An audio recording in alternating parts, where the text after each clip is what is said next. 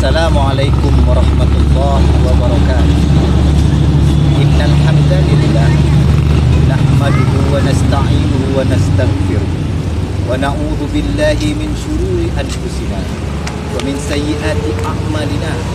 May yahdihillahu fala mudhillalah wa may yudlilhu fala hadiyalah. Allahumma salli wa sallim ala rasulillahi Muhammadin wa ala alihi wa sahbihi ajma'in. Amma ba'd. Kaum muslimin rahimakumullah, lihatlah bangunan masjid ini. Masjid ini tidaklah dikatakan masjid kalau ada lantai saja. Masjid ini tidaklah dikatakan bangunan masjid apabila ada atap saja. Masjid ini tidaklah dikatakan masjid bila ada dinding saja. Masjid ini dikatakan masjid karena ada harmonisasi antara komponen bangunan yang berbeda-beda. Lantai tidaklah sempurna apabila tidak ada atap. Atap tidaklah dianggap sempurna apabila tak ada dinding. Masing-masing komponen bangunan masjid ini saling menguatkan dan saling melengkapi. Singkat kata, lantai tak berguna tanpa atap, atap tak berguna tanpa dinding. Dan perbedaan itulah yang menyempurnakan bangunan. Bangsa Indonesia adalah bangsa yang majmuk, terdiri dari berbagai macam etnis, multikultural, multibahasa, bahkan multi agama. Dan nenek moyang kita menyadari betul kelebihan bangsa ini, yaitu perbedaan.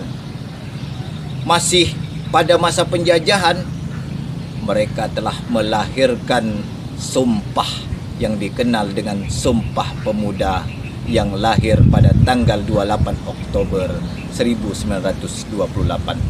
Dalam Sumpah Pemuda itu berisi, kami putra-putri Indonesia mengaku bertumpah darah satu tanah air Indonesia.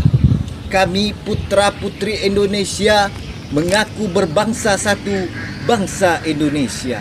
Kami putra-putri Indonesia menjunjung tinggi bahasa persatuan, bahasa Indonesia. Bahkan jauh sebelum masa itu telah dicatat di dalam kitab Sutasoma karya Empu Tantular dari Kerajaan Majapahit. Semboyan Bhinneka Tunggal Ika, walaupun berbeda-beda namun tetap satu jua. Menyikapi perbedaan agama di antara bangsa ini, Allah Subhanahu wa taala berfirman dalam surat Al-Baqarah 256, la ikraha fid din. La di sini adalah harfun nafyi lil jinsi. Maksudnya menafikan setiap jenis. Jenis apa yang dinafikan dalam ayat ini? Ikrah. Imam Tantawi mengatakan ikrah adalah hamlul ghair ala qaulin au fi'lin ma la yuridu, yaitu menjadikan seorang berkata, melakukan perbuatan yang tidak ia inginkan, bitakhwif, dengan cara ditakut-takuti, awit ta'zib, atau dengan cara disiksa.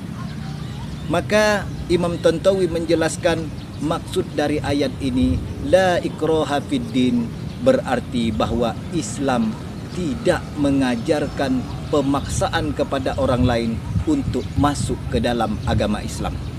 Maka selaku muslim sudah barang tentu kita akan membiarkan saudara kita yang berbeda agama untuk tetap percaya dan melaksanakan imannya masing-masing.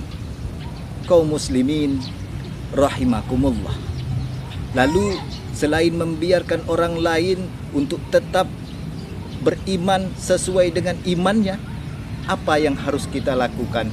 tetaplah berlaku adil. Tidak ada di antara kita ini yang menjadi anak tiri dengan segala perbedaan dalam bangsa ini. Walaupun berbeda bahasa, walaupun berbeda etnis, walaupun berbeda agama, tidak ada yang menjadi warga nomor 2. Maka kita haruslah adil dalam bertindak. Maka perbedaan adalah harmonisasi kehidupan. Pepatah mengatakan al-ittihadu asasun najah. Persatuan adalah kunci kesuksesan. Agar bangsa ini kuat, berdiri dengan tegak, maka kita harus bersatu di dalam perbedaan.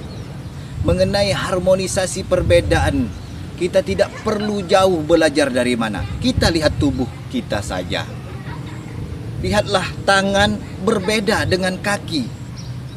Untuk bersatu, tangan tak perlu jadi kaki, kaki tak perlu jadi tangan, tangan tak perlu berjalan menggantikan kaki, dan kaki tak perlu memegang seperti tangan.